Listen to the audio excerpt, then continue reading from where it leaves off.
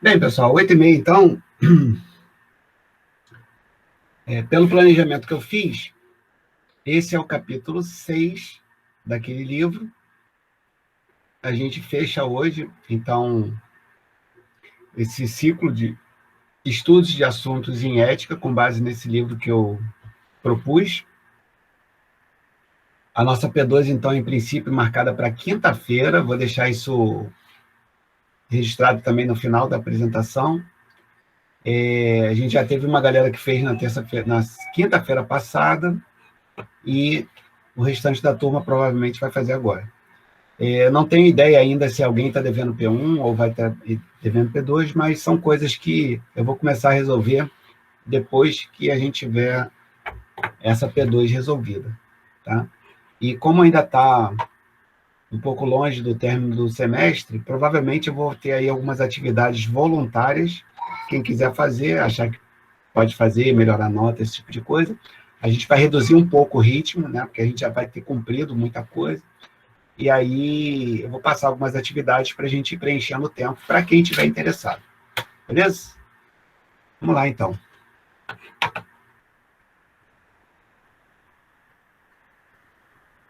Então, esse aí é o programa que eu tinha proposto. Nós chegamos, então, ao capítulo 6, influências no processo decisório ético. Eu consegui fazer uma tabulação bem simples das respostas que vocês marcaram lá no questionário, e eu vou fazer um breve comentário sobre elas.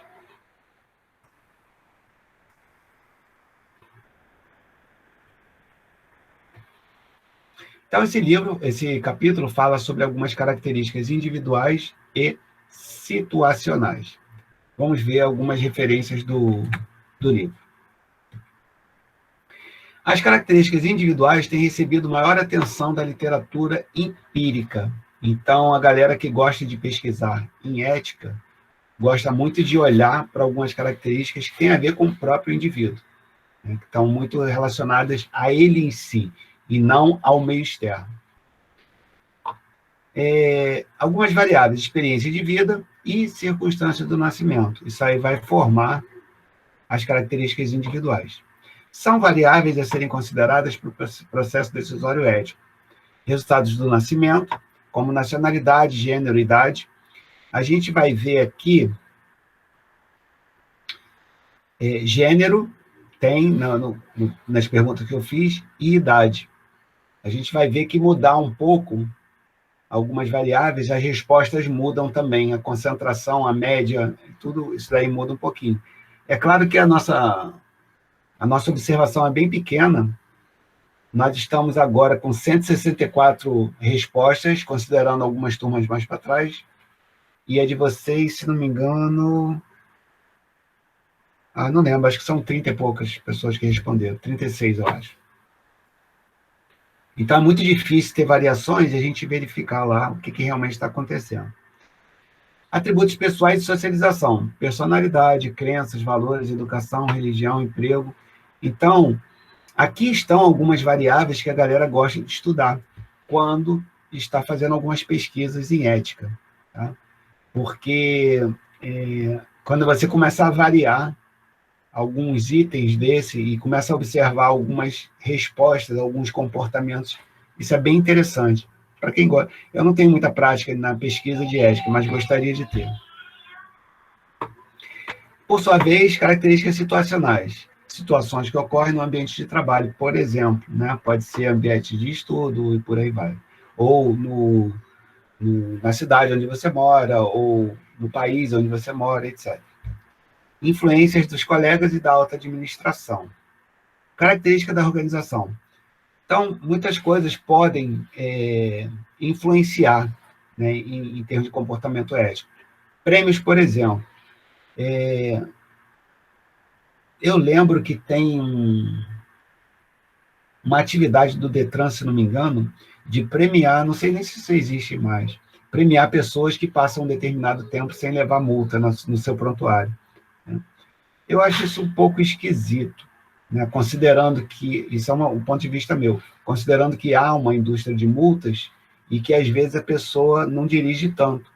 Né? Então, você tem um sistema de multas muito refinado, digamos assim, que para um mínimo desvio você é multado, e você tem também pessoas que quase não dirigem, e aí passam 2, 3, 4, 5 anos sem ter multas, né? Então, aí premia essas pessoas. Eu acho isso meio estranho, mas é uma maneira de você induzir a um bom comportamento, né? Se você atingir determinados padrões, você é premiado, digamos assim. Prêmio não necessariamente em dinheiro, mas talvez um reconhecimento, uma citação, alguma coisa assim. Sanções, lembrando que, pelo menos é a minha opinião, né? Você ter um determinado código, uma determinada legislatura, uma determinada legislação, e simplesmente esperar que as pessoas cumpram, é algo complicado. Então, infelizmente, para se lidar com o comportamento esperado, você tem que prever sanções, né? De modo que, se a pessoa ultrapassar um determinado limite, ela precisará ter uma espécie de punição, senão não vale a pena, né? Por exemplo, sei que, sei lá, falar alto num lugar que não pode falar alto, né? Então, se você não tiver uma multa, uma coisa assim, a pessoa vai continuar, se ela achar, ela pode continuar fazendo isso. Então, a sanção ela é importante nesse sentido, tá? Uma ação corretiva, digamos assim, educacional, sei lá. É uma coisa estranha, mas, infelizmente, eu acho que é assim que funciona. Clima organizacional também influencia muito. Cultura da empresa, a gente viu em alguns pontos anteriores que, dependendo da organização onde você está trabalhando, onde você está estudando, você incorpora alguns elementos dessa organização. Código de ética, a existência do código, a divulgação dele, o estudo sistemático dele, né? Eventos, seminários para se estudar, tudo isso é muito importante. Influência de fatores situacionais e organizacionais. Situações vivenciadas no ambiente profissional. Essas situações são importantes, elas são, digamos assim, a matéria-prima do estudo em ética, né?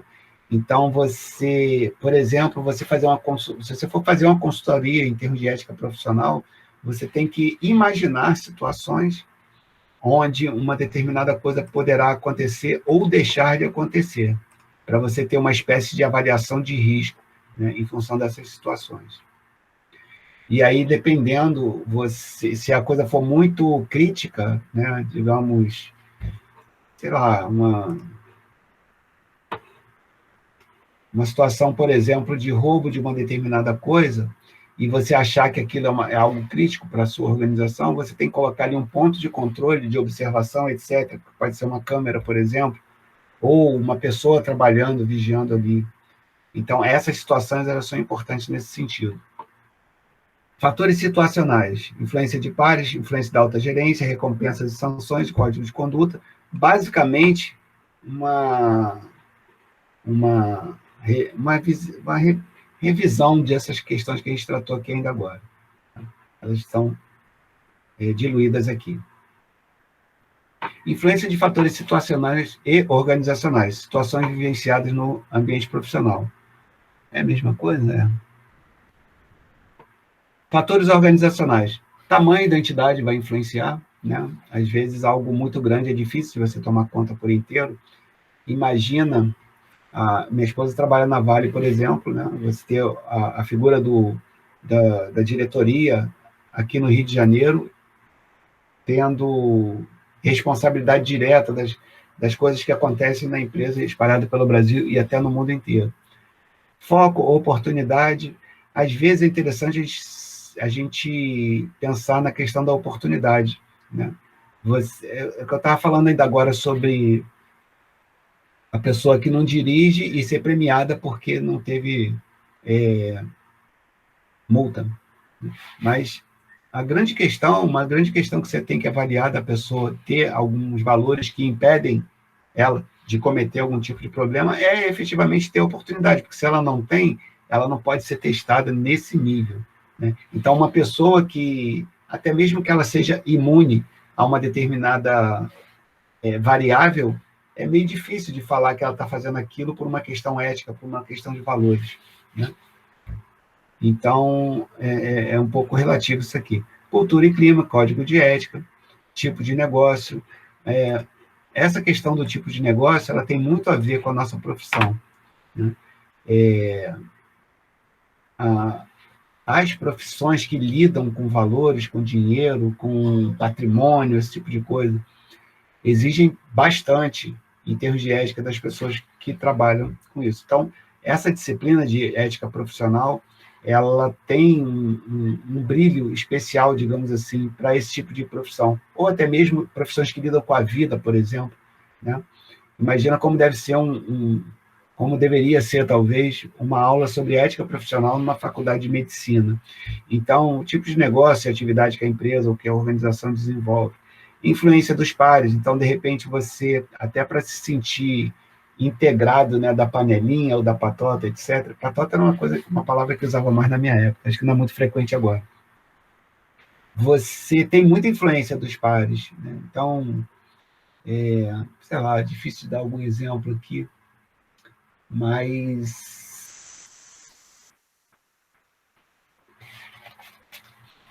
sei, de repente, vamos ver aqui para os professores, né? Digamos que eu seja um professor que não curta muito, da prova muito difícil, exemplo, né? Então, talvez eu possa ser um pouco mal visto entre os pares, né? Pô, por que esse cara age assim, por exemplo, né? Então, seria uma ideia aqui. Então, para eu me sentir um pouco mais pertencente a esse grupo, então eu deveria modificar um pouco o meu estilo de questões de prova para ficar mais alinhado, digamos assim, né? Treinamento acho que é fundamental, por isso que eu acho que há muita chance, não é muito explorado, né? Infelizmente eu não tenho assim uma veia comercial que possa explorar isso, mas eu tenho a impressão que treinamento em ética profissional é algo bem interessante. Se você tiver assim, uma boa pegada e estudar bem isso, usar muita filosofia, comportamento das pessoas, né, uma parte da psicologia, tem muita coisa para fazer aí pelas empresas, eu suponho. Influência no processo decisório ético. Vamos lá. 4 fatores individuais que influenciam o processo ético. Determinado por circunstâncias externas ao nascimento, então não tem muito a ver com você em si, com a gente, né? Religião e nacionalidade, e decorrente do próprio nascimento, idade e gênero. Idade e gênero estão na minha pesquisa que eu fiz, nacionalidade nem tanto, mas eu procurei, tem lá a possibilidade de marcar quando a pessoa é fora do Rio de Janeiro, né? Então, acho que nessa turma não, mas eu já vi algumas disparidades muito interessantes de respostas apresentadas por pessoas que moravam fora do Rio de Janeiro. Então, não é uma questão de nacionalidade, mas essa intermunicipalidade, né, você ser de um outro município, às vezes dá uma diferença interessante, né, nessas respostas. Influência da filosofia moral no processo decisório ético. Relação estreita, obrigatoriedade moral, consciência moral. São itens apresentados lá, né? Compreensão de nossos atos sob o enfoque da moral implica numa avaliação no julgamento de nosso comportamento de acordo com as normas que ela conhece e reconhece como obrigatórias. Então, essa obrigatória... Por isso que ele fala muito aqui de código, né? Cadê?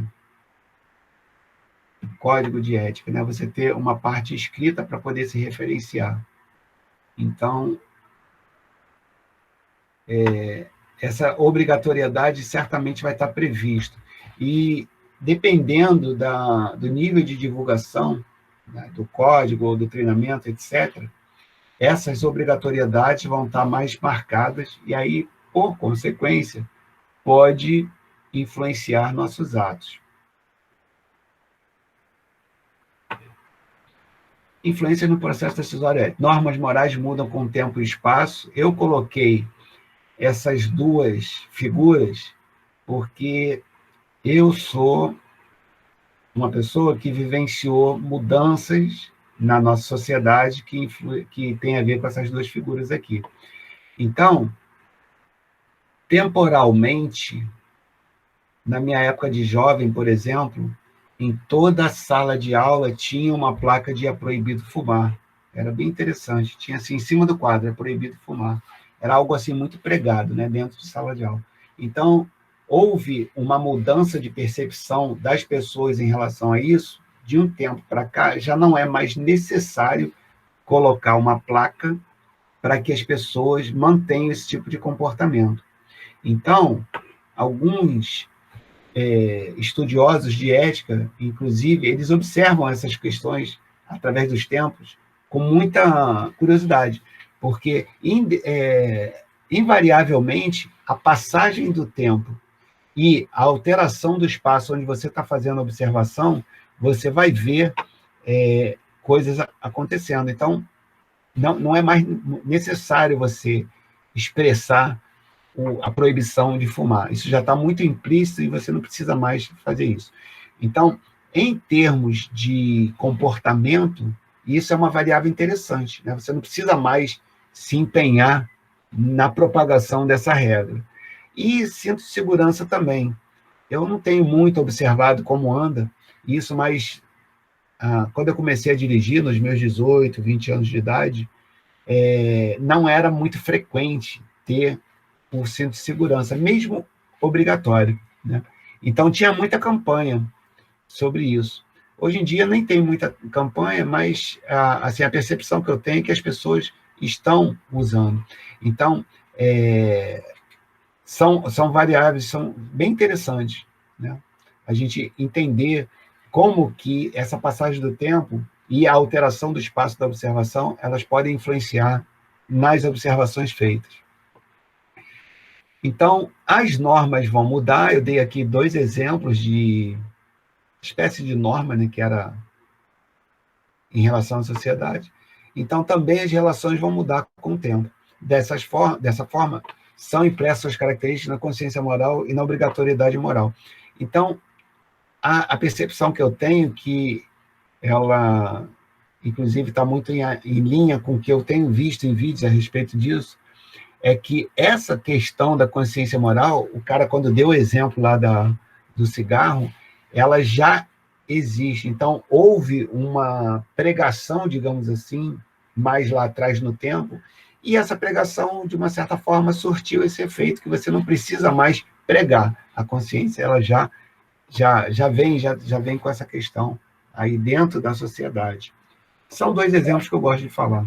Professor, sim, é interessante, né, que nessa campanha do lixo zero, né, que primeiro, né, que houve um processo de educação da população, né, para depois vir a lei para poder multar, né? Primeiro, era divertido, orientado, tal. Aí depois passou a valer a lei, aí começou a multar, né? Primeiro teve a educação para depois ter a punição para quem descumpria.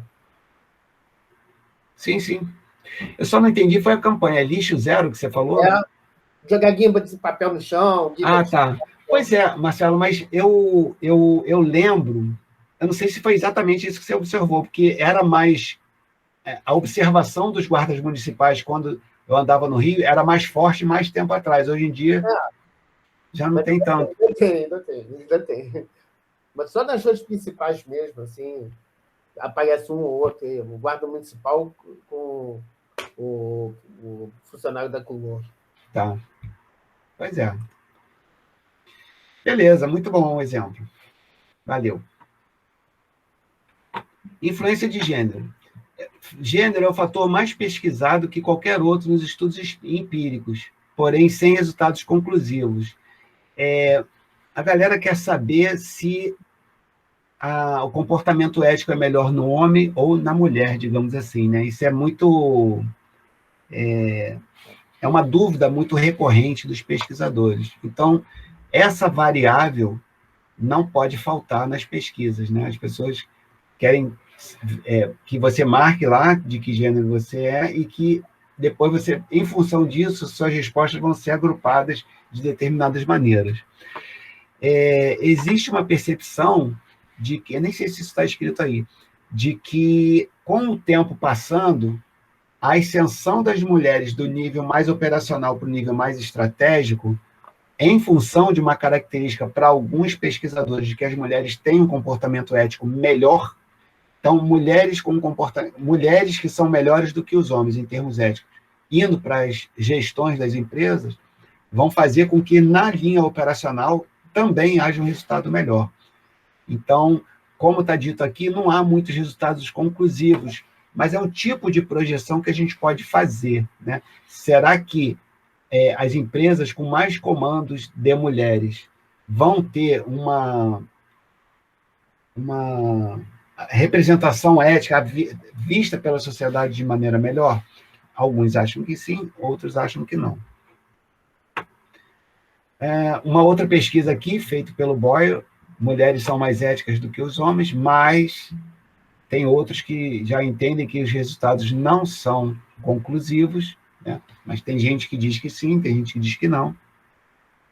Mulheres, maior padrão ético do que os homens em situações relacionadas a vendas. Então, fica a dica aí, né? Se você puder escolher entre um vendedor homem ou uma vendedora mulher, por esse cara aqui, Dawson, se bem que já é bem antiga a pesquisa, né? Existe um comportamento ético melhor nas mulheres, pois possuem mais sensibilidade para a ética das relações.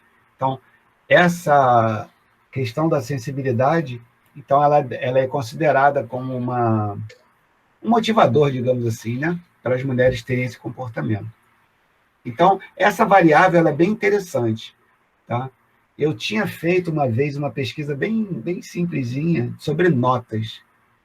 E as mulheres elas tiravam notas melhores na P1, os homens tiravam notas melhores na P2 e na média geral.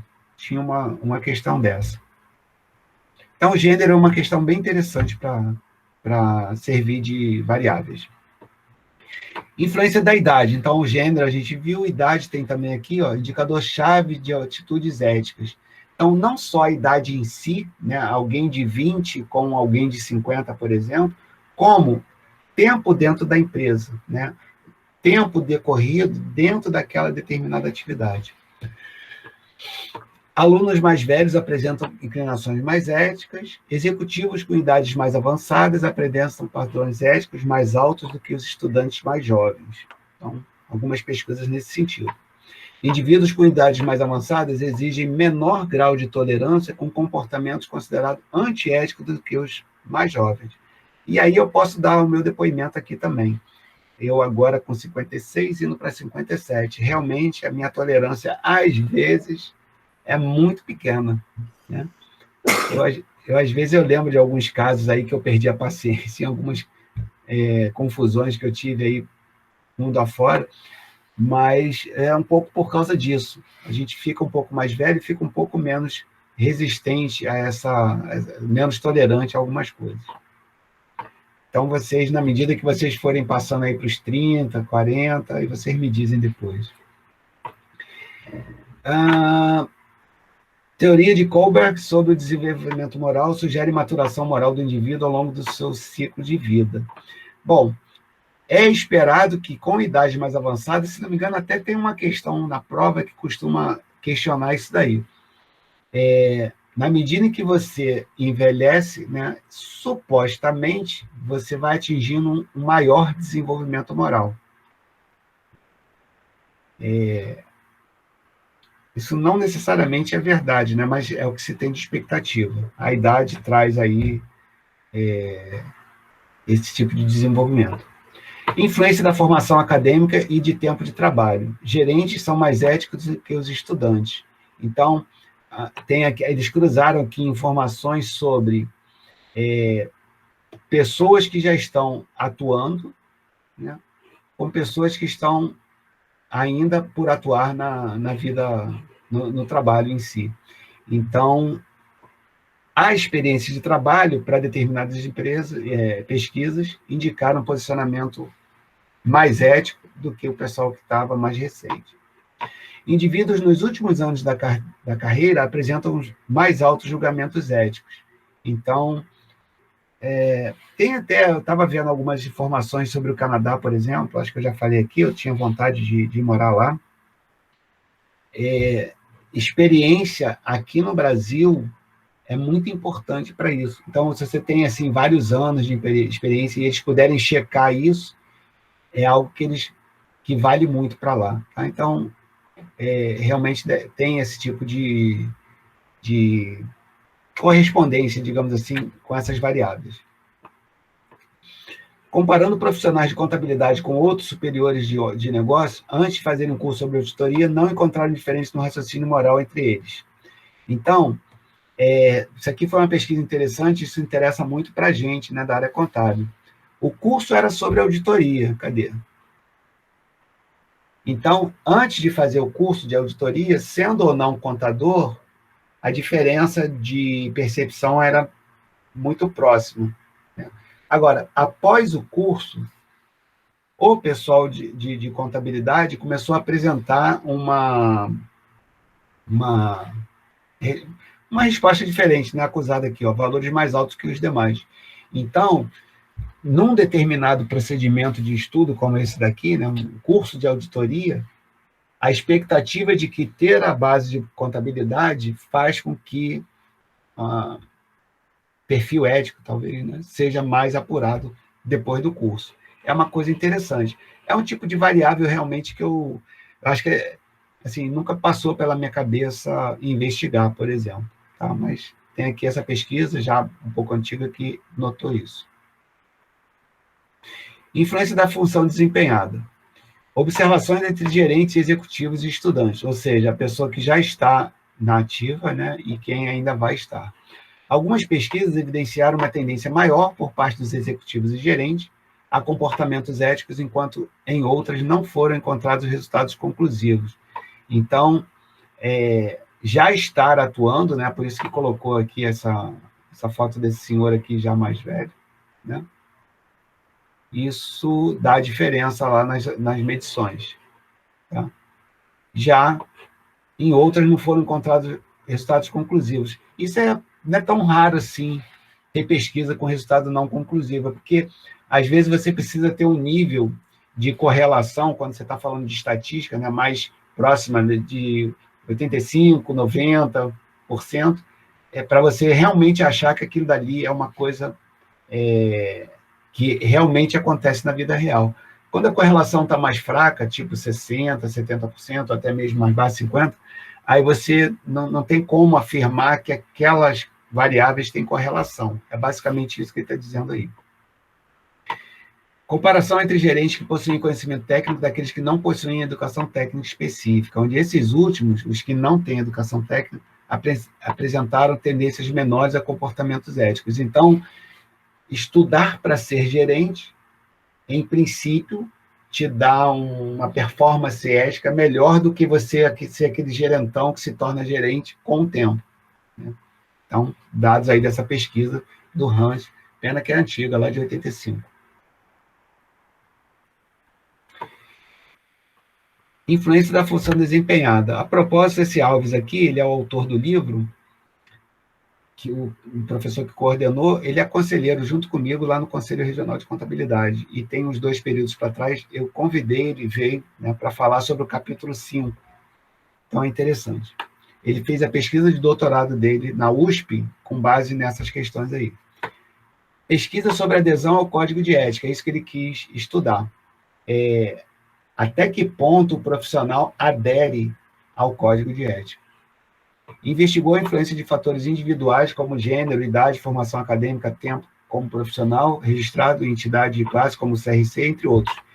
Inexistem diferenças significativas. Então, lembra aqui, ó, pesquisa não conclusiva. Não foram encontrados resultados conclusivos, assim como ele também. Ó. Inexistem diferenças significativas em termos de predisposição em cumprir as normas do Código de Ética. Então, digamos assim, a tentativa dele de fazer a pesquisa não trouxe para ele uma certeza de que as pessoas aderem ou não em função dessas variáveis. Então, veja bem, é um bom uso de estatística através de correlações, mais fraca, mais forte, positiva ou negativa, em relação a essas perguntas que ele quis fazer. No caso aqui, as variáveis, né, como idade, formação, tempo de registro, etc., com relação à aderência às normas. Tem uma menina que eu estou orientando, que a gente está tentando investigar no Conselho, as punições que o CRC aplica em função do desvio de código de ética.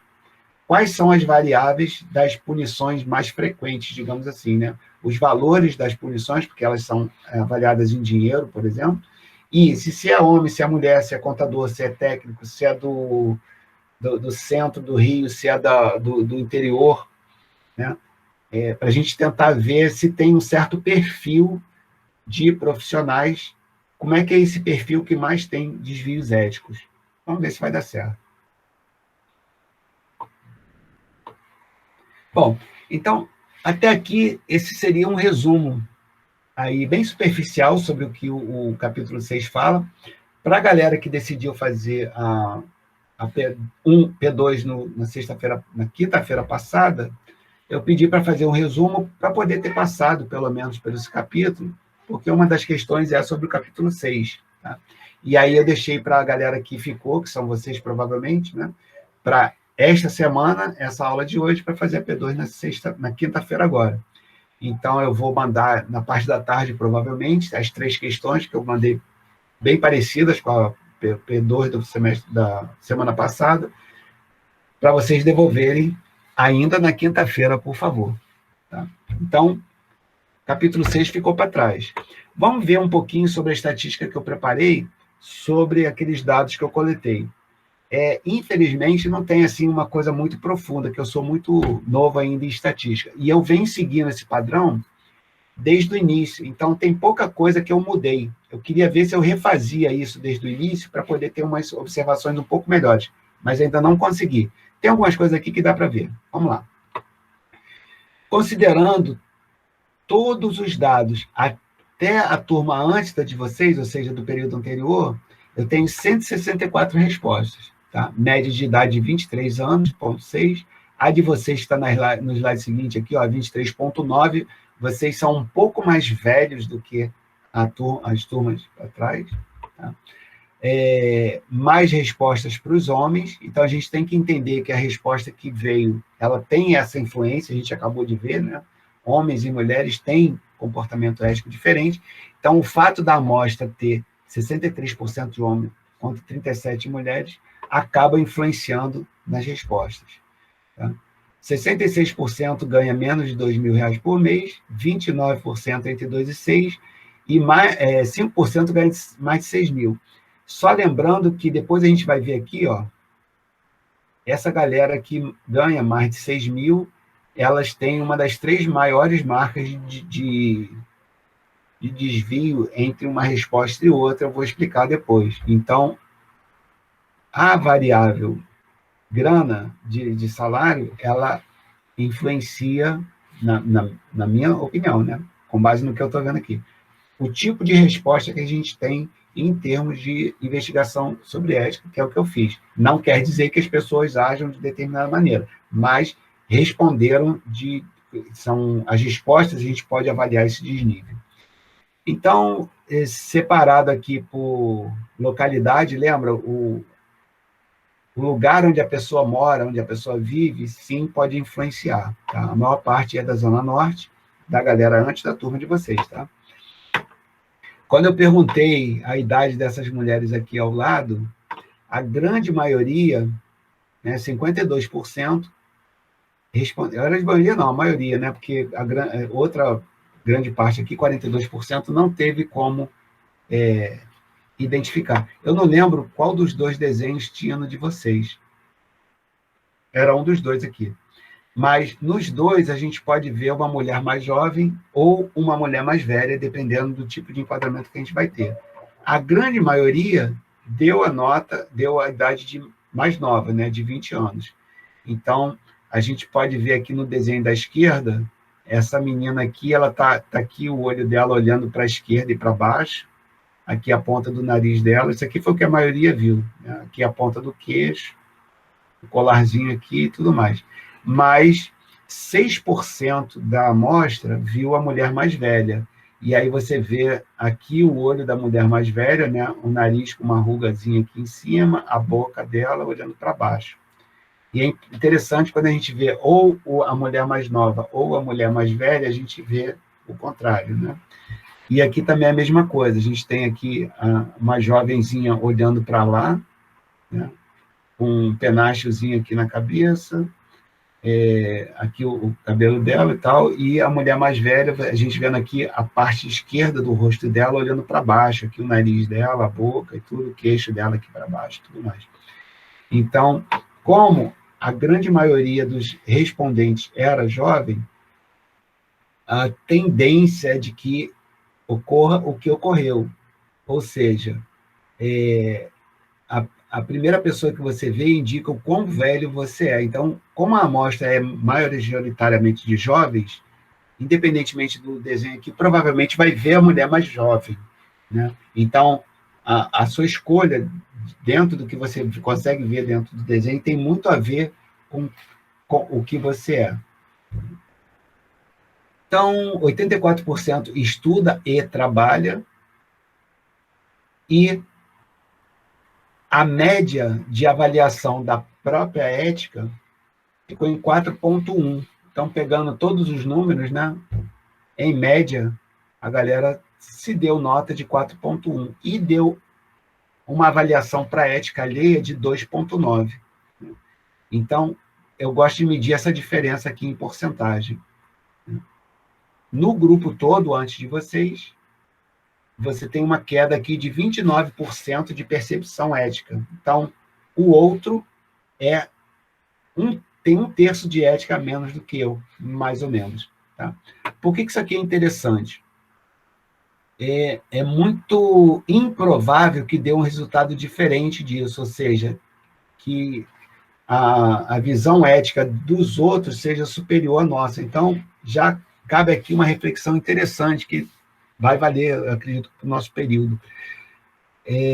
A gente sempre acha que o outro é pior do que a gente, né? Então, por exemplo, se eu acho que você é pior do que eu, se você acha que eu sou pior do que você, onde é que a gente vai chegar, né? Então, na verdade, é pouco provável da gente evitar isso. Isso tem muito a ver com a nossa condição. Então, estudar essas questões de comportamento é bem importante por causa disso. A gente sempre acha que o outro é pior do que a gente. Então, tem aqui algumas avaliações onde a gente vai ver esse desnívelzinho. Bom, no caso de vocês, 53% de homens e 47% de mulheres, não é tão distante assim um do outro, né? 31%, não, 61% ganha menos de 2.000, então, lembra, a nossa percepção sobre ética depende, sim, da nossa renda. Assim, isso é efetivamente algo importante? Eu não sei, mas tem uma certa variaçãozinha aqui. Tá? 75% estuda e trabalha, 25% só estuda e não tem observação de quem não trabalha. 52% mora na Zona Norte, deixa eu ver como é que está aqui. Ó, a Zona Norte do grupo todo é de 40%, um pouco menos, né? Já no nosso grupo aqui, 52% é de Zona Norte. E dependendo, se não me engano, a Zona Norte... Ah, não, no centro, ó. O centro tem um desnível grande aqui de 38%. Então, o bairro onde a gente mora, sim, influencia. Então, se eu moro na Zona Norte, na Zona Sul, na Zona Norte, ou Zona Oeste, por exemplo, ou de outro município, pode ser que isso influencie a minha maneira de pensar. Tá? E 56% deu 20 anos para a mulher, enquanto que o grupo estava em 52 aqui. Ó. Tá meio próximo, né? 52 para 56. O que eu achei bem estranho aqui é 42% não ter condições de avaliar, quer dizer, se confundiu aqui, né? E aqui foi de 31%, 10 pontos percentuais para menos. Então, um grande resumo, se não me engano, é a última lâmina, para a gente já acabar. O que eu fiz? Eu peguei, no caso da idade, né? Porque um grupo que tem idade média de 24 é difícil você ver pessoas mais velhas, né? Então, o que eu fiz? Peguei o valor médio da idade, quem está acima da média respondeu de um jeito, eu chamei esse grupo de mais velho, quem está abaixo da média respondeu de outro jeito, eu chamei esse grupo de mais novo. Então, não houve muito desvio, né? No grupo mais velho, no grupo mais novo, a média caiu de 4,14 para 2,97, e no grupo mais velho, quer dizer, aqui o mais novo, né, aqui o grupo mais velho, caiu de 4,14 para 2,9, ou seja, uma variação percentual muito grande. No grupo de vocês, a idade não fez diferença. Tá? Mas lembrando que vocês, em média, são muito jovens, então, assim, não é muito incomum ter algo assim. Também na questão de gênero, ó, se a resposta veio de um homem, a queda foi de 29,2% na percepção. Se foi de mulheres, a queda foi de 28%. Então, 1,2 ponto percentual de diferença. Não vejo isso como relevante. Assim, a diferença, né? Então, homens e mulheres, dentro desse nosso grupo aqui, respondem praticamente da mesma maneira. No caso da renda, quem ganha menos tem um desvio tem uma redução de 28% na percepção. Quem ganha na média entre 2 e 6 mil por mês, também 28%, mas quem ganha acima de 6 mil reais tem uma queda de 38%, quase 40% na percepção. Então, a gente vê claramente, eu marquei de amarelo, eu sempre marco as 2 ou 3 maiores, os maiores desníveis. Então, isso daqui tem a ver com o grupo de vocês, né? Diferente, deixa eu ver aqui. No grupo todo não tinha. Não, desculpa, isso aqui é do grupo todo, não é só de vocês, não. É do grupo todo, aqui eu juntei todo mundo, tá? Não tem nada a ver com vocês, não. Então, nos 160 e tantas pessoas lá, o fato de ter uma renda maior dá uma maior percepção, uma maior diferença de percepção entre a própria ética e a ética do outro. No caso da ocupação, vamos lá. Quem estuda e trabalha desceu 28%, quem só estuda 30% e quem só trabalha 33%. Então, no caso da ocupação, só trabalhar deu um desnível maior. No caso aqui da localização, né?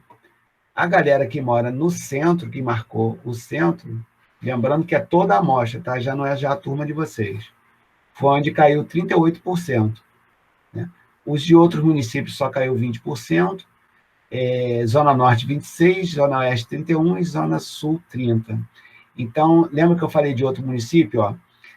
Pessoas que moram em outro município estão tendo uma queda menor. Então, morar fora do Rio de Janeiro, da cidade do Rio de Janeiro, nesta pesquisa restrita, né, essas pessoas têm um desnível de percepção ética dele em relação aos outros menor.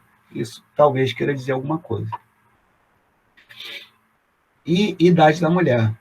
51% da amostra entendeu que a mulher tinha apenas 20 anos. Tá? Então, isso é razoável, né? A idade, lembra? A idade é de 23 anos da amostra toda. Então, uma idade bem jovem. Isso aqui é só para dizer que essa amostra está se comportando com o que os teóricos estão pensando. Quando a galera é mais jovem, eles tendem a ver a mulher mais jovem.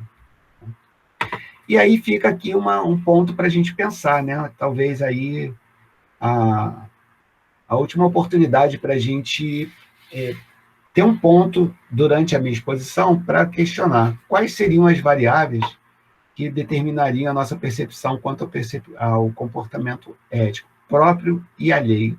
Né? Eu meço essas aqui. Né?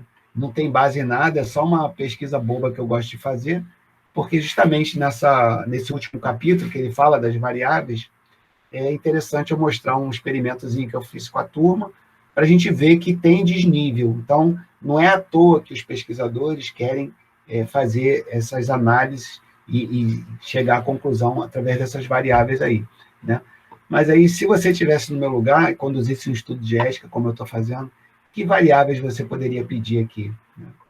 E aí, se você tiver alguma ideia interessante, puder passar para mim por e-mail, eu tento colocar no próximo questionário. Se não tiver, eu continuo fazendo isso aqui, porque a cada turma que eu fico investigando, eu junto lá no bolão, né? Então, fica todo mundo com uma determinada resposta, e eu gosto de comparar, às vezes, a turma com a resposta de todo mundo. Pessoal, é isso aí. Passei um pouquinho das 9, eu queria ter ficado antes das 9. Nossa próxima atividade, então, vai ser a nossa P2 na quinta-feira, depois da manhã, dia 26. Vocês já devem ter visto aí na Rádio Corredor, né? Bem tranquila a prova. Eu pego lá cada um dos capítulos, né? 4, 5 e 6, procuro um texto dentro do livro, procuro um texto na internet e peço para você colocar lá a sua opinião, dar algum exemplo, etc., considerando os 2 itens que eu apresento lá. Então, nem precisa lá ler o material para saber coisas de cabeça, porque tudo já vai estar na prova, não vai ter problema algum. Tá, pessoal? Esse é o recado que eu queria dar para vocês hoje. Agradeço aí a presença de vocês. Eu vou pedir o seguinte, eu vou enviar uma prova e quando você responder, você muda o nome do arquivo para o seu nome e me devolve, porque vai tudo para uma pasta aqui e aí eles ficam na ordem alfabética. E aí eu tenho aqui alguns procedimentos de correção que essa organização é importante para mim. De qualquer forma, eu deixo escrito lá na prova, não precisa nem lembrar disso de cabeça. Se alguém tiver alguma pergunta, por favor, pode fazer. Se não tiver, eu agradeço muito a presença de vocês.